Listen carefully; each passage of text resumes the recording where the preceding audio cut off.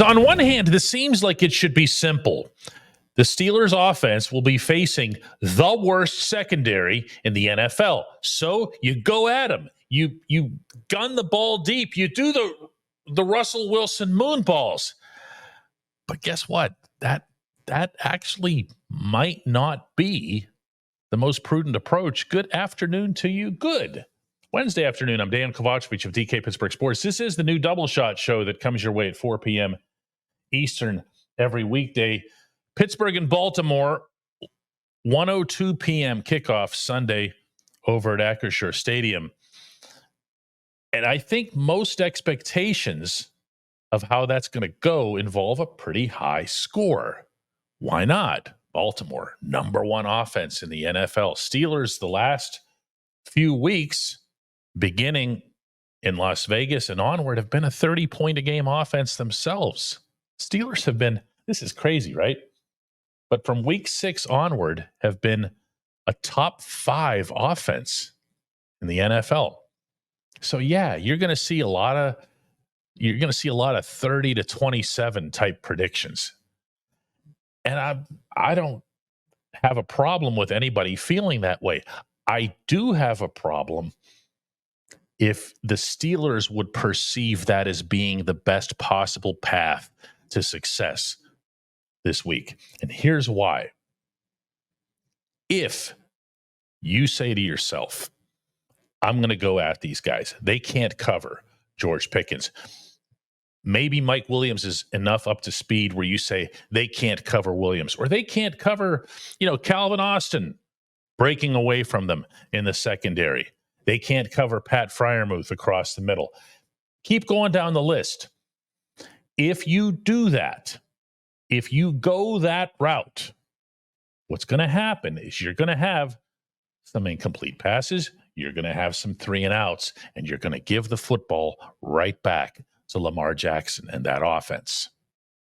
I would rather see Russ and Arthur Smith, and of course, by extension, Mike Tomlin, slow things down a little bit. Hold on to the football. Eat the clock. Go ahead and beat them the way they get beaten defensively, but don't force it. Now, it's going to drive you nuts, I think, a couple of times early, the way it always does when you go, come on, man, you don't have to run the ball on first down every time, especially not with those awful pitch outs. Stop that. Stop the pitch outs, okay? Interlude here. Stop the pitch outs. They don't work. Watch the film. But you do have to pound. You do have to get into their faces. You do have to go into the heart of what's the good part of their defense. Not so much because you're looking to soften them up or the 15-round fight or whatever, but because you're going to need that clock. You're going to need that end of the game drive chart to be on your side. I really believe that. I believe that the key to this game isn't going to be so much what the Steelers do offensively. It's going to be what they do on the other side of the ball. And that's another reason to possess the ball offensively. I want my guys on defense to be fresh. I want TJ Watt, Nick Herbig, instead of Alex Highsmith this week, to be coming in and closing off Lamar. I want to make sure that I've got guys, especially on the front line, who are keyed in on Derrick Henry. If you do that, you'll at least slow them down. You're not going to, shut them down. This is a team that's putting up 400-plus yards every game they play. But you can slow them down, and you can also slow it down on offense. There's rhythm involved. There's patience involved, but it can be done. And I think, honestly, it's got to be done. When we come back, Chris Halleck. At DK Pittsburgh Sports, we take pride in coverage that connects our city's fans to their favorite teams. Now, that connection's stronger than ever. Introducing our all-new state-of-the-art app. Find expert inside reporting and original podcasts. Check live box scores. Track the latest stats. Chat it up with our community of thousands of fans, all in one place. The new app from DK Pittsburgh Sports. Coverage that connects.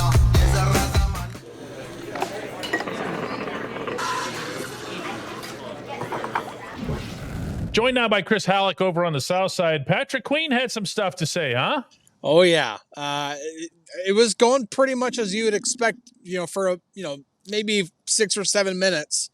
And then all of a sudden, he gets a question and he answers, yeah, I never got a contract offer from them. And it took me a little while to kind of work through that stuff because, I was a Raven. And let's just go ahead and play what he said. And this was in response to Queen being allowed to become a free agent by Baltimore management without even a real attempt to bring him back. I wasn't offered to go back. I don't know if I said that or not, but that in public or not. I wasn't wanted back. I didn't get the offer back, and it's definitely kind of upsetting. Being there for 4 years and the bond that you grow with your teammates and stuff. But at the end of the day, like I said, the first few months, you definitely go through those feelings, and now. After playing games, you just go by. You just want to win games. You want to win with your teammates, your new teammates. You want to bond with those guys. Everything that you do is for the organization that you're at now. And like I said, I will have feelings. Obviously, anybody in my position would this week. So I'm just taking one day at a time. And whatever happens, happens. How do you channel that? Just self-control. Prayed about it a little bit. I don't think it's that big of a deal. I think the outside picture makes it bigger than what it is. I think for me personally, it's just, like any situation that anybody, like I said, that would be in my shoes, they would feel a certain way. But I don't think it had to be anything more, anything extra. Okay, so he didn't call them names or anything, Chris. I don't know that any of that was really bulletin board fodder as opposed to just explaining his own motivations. But I asked him Sunday in Landover afterward. I said, were you kind of was that a dress rehearsal for facing Baltimore? And he just joked back. He said, oh yeah, you can see right through me. So, these guys, all of them will find motivation wherever they can. They're looking for that extra emotional edge. And, more important than anything, he played really, really well against the Commanders. Yeah, he sure did. It was definitely his best game as a Steeler, and it's the right time for him to start playing his best football because it's not just because it's Ravens week. It's also because 6 of the last 8 games will all be AFC North games, and they all matter very, very much when it comes to this team potentially winning a division that's looks like it's going to be a 2-team race. And so him playing very, very well, especially like we said, leading into this week. And I think the emotion part of it absolutely matters. I know we talk so much about analytics and data and all this kind of stuff, but this is still a game of emotion. It's still a game played by human beings. And this is, even Mike Tomlin, his emotions are a little higher this week. And so this is an emotional game for all the guys on both sides of the ball. Now, when I see Queen performing the way he did, when I see the defense performing the way he did, I want that to be the last visual that I have from Landover. But it's really not, because we were also there for the last drive of the first half by Washington, the first drive of the second half by Washington. A 95-yarder was one of those two. It seems to happen, Chris, once or twice every game. What do they need to do? And let's get specific here. What do they need to do to prevent these things from happening? Because it's consistent. Yeah, well, they need to stop shooting themselves in the foot first off. The penalties, two of which by Joey Porter Jr. on that 95-yard drive, that doesn't help. I understand that, the 15-yard face mask, that sack by Highsmith was going to be negated anyway because there was also a holding penalty on the defense. But you'd rather have a 5-yard penalty and automatic first down than a 15-yard penalty. It's just, not only is it a matter of yards, it's also a matter of momentum. It's a matter of, hey, that's a big time penalty that you guys gave up, and then the pass interference down in the end zone, put the ball on the 1-yard line, and you can't do that kind of stuff. And then really, when it comes to actual defensive play, they got to tighten up back in the secondary. They got to tighten up with their coverage because they left some Commanders receivers open, and some of those passes were dropped. They can't afford to just automatically think that that's going to happen again this week whenever they're playing the Ravens. Yeah, that's accurate. The Ravens, Terry McLaurin's a really, really good football player. Have I mentioned that a time or two this week? Oh yeah. I thought that, Washington's star wide receiver, and he is that. He's a star. Put on a clinic the other day, and he was able to burn a bunch of guys. I don't know that same type of threat is there with Baltimore. They're more widespread with what it is that they do, meaning it's just so many different guys who contribute to the NFL's number one offense. But the Steelers defensively, they really can't focus on any one thing, can they? Or should they? Should they say, listen, we're going to, whatever happens here, we're going to close in on Lamar Jackson the way we've always done, but we're going to do it in a way where we also spy Derrick Henry. We just want to close up the pocket, and whatever happens around that, we'll deal with it. Yeah, and that's pretty much what it's going to come down to. Anybody going into this game thinking that, we're going to have to hold the Ravens to 10 points or 13 points. No. Yeah, if they hold them to 20 points, that's a victory. This is an explosive offense for a reason. They have the front runner for MVP right now, a quarterback. They have the NFL's leading rusher by a wide margin. They do have talent at receiver. I understand that they've dropped some passes for Lamar this year, but Zay Flowers, Rashad Bateman, and adding Deontay Johnson to the mix, and then not even talking about tight ends and Mark Andrews and Isaiah Likely, they got a lot of weapons on that offense, and the offensive line is starting to play a little bit better. I still don't think their guard tandem is very good, but they got a good center and their tackles are pretty good. So Zay Flowers in the open field, the yes. way he makes people miss. I mean, that alone, I'm not putting him in McLaurin's class as a wide receiver overall and catching footballs and everything, right? No, but he's dangerous. If you get him the ball in anything remotely resembling space, he'll find all the rest of the space, and he'll make you miss. He'll juke you out. I mean, he's really impressive with the football in his hands. Yes, he is. Absolutely. And that's why I say, I don't think that you can just automatically assume that, the Ravens receivers just happen to drop. No, you have to automatically assume that they're going to be at their very best, because that's how this defense has to play. They have to play as if the Ravens are bringing their best, because this is Steelers Ravens. That both teams bring the best out of each other typically in these games. And the way Queen described it was pretty much the same way that they played the Commanders, and not necessarily of, this is how we played Jane Daniels, so we're going to play Lamar Jackson the same way. It's just more about understanding what your job is and doing your job and being that simplistic about it, not trying to do too much, not trying to defend two gaps when you have to defend one on this specific play. It's just about making sure that you don't bust assignments, you don't leave somebody else to do your job. And if all 11 guys do their job, then they'll do enough to contain Lamar Jackson, contain this offense, because that's all they really need to do. You will see vanilla from this defense. You will not see blitzes. You will not see clever stunts. You will not see people sliding into positions that they normally don't slide into. You will see the blandest version of the Pittsburgh defense. I'm not saying that in a mean way, okay? I'm saying that that's also a very Pittsburgh versus Baltimore thing.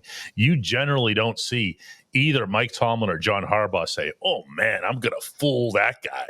I'm going to show him something he's never seen from us before, because they've seen it all. Yeah, absolutely. That's what they talk about, that these guys all know each other. Tomlin and Harbaugh obviously know each other. They've been going at it since 2007, 2008. Mm-hmm. It's been a long time. And so there's just nothing that they're going to pull out of their sleeve and be like, oh, I've never seen that before. No, they know each other. It's all about executing. It's all about making sure that everybody does their jobs. And I think that's why you see a guy like Queen, who's, only been in the league for a few years. It's not like he's some sort of 10-year vet, but he understands it. He knows what the Ravens are doing to prepare for this week. And now he's getting a taste of what the Steelers do heading into this week. And it's actually, he said this, Jeremiah Moon said this, it's pretty much the same thing. That's how alike these teams are. You know what else you won't see Sunday? A fake punt. Take that one to the bank. When we come back, J1Q.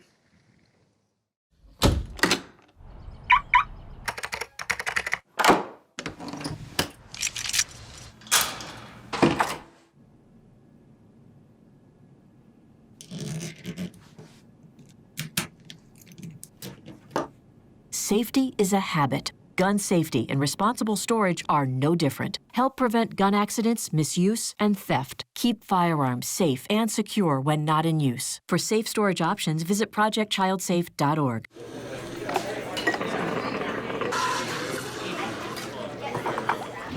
Time now for J1Q, and for that, we head down to Florida. What's up, Dan? Rob from Miami. I hope you realize We don't got not one, not two, not three, not 4, 5, 6, 7, 8, 9 touchdowns produced by Russell Wilson's offense. How you feel about that? Like it's been a while. And then we got probably the best defense since the Super Bowl run against the Packers. How do you feel about that? I know what you're doing. Okay. I'm on to you. I follow you here. And I know that you're not the only one that's going to keep doing this because I had Justin Fields' back. I'm not going to apologize for that. If that's what you're waiting for, Rob, you're not going to get it from me. I'm not going to apologize for respecting what Fields brought to this team when it was needed most. I'm not going to apologize for respecting what Fields did in terms of his own individual advancement. He took care of the football for the most part. He wasn't flinging it around. He wasn't dropping it left and right. He became a better quarterback. He's young. He's dynamic. He's tough. He got the offensive guys to follow his lead. Listen, if the Steelers end up winning this division and Justin were to never set foot on the field again, if he were to never leave the sideline again, he would still deserve, in my eyes, a figurative game ball for his efforts. Okay? Now, did I maybe take it too far in having Justin's back and saying, hey, I think he should stay out there. He could be the franchise quarterback. Let him continue to develop. Let Russ just sit on the sideline. Did I take that too far? Yeah, of course. Of course. That's obvious. I'm not one of those people who clings to my takes or anything like that. When circumstances change, so do the stances. Simple as that, as far as I see it. Russ has been outstanding. He's one of the more uplifting stories, not just Pittsburgh, but across the football world. That's to his credit. That's to Arthur Smith's credit. That's to Tom Arth's credit. Don't forget about him, the quarterback's coach, because he navigated both of these guys who are more different than I think most people realize as QBs. But you know who else gets credit for this? Yeah, the head coach. The head coach. Because as he'd even acknowledge after the fact, it was his decision within the building, and it wasn't necessarily a popular decision within the building. So I'll take whatever you got there, Mr. Rob in Miami. I'll do that. The Steelers are winning, and they're winning because of not one, but because of both of their quarterbacks and what they put into this season. I appreciate that. I really do. I appreciate everybody checking out the new Double Shot Show. We'll have another one of these tomorrow at 4 p.m. Eastern.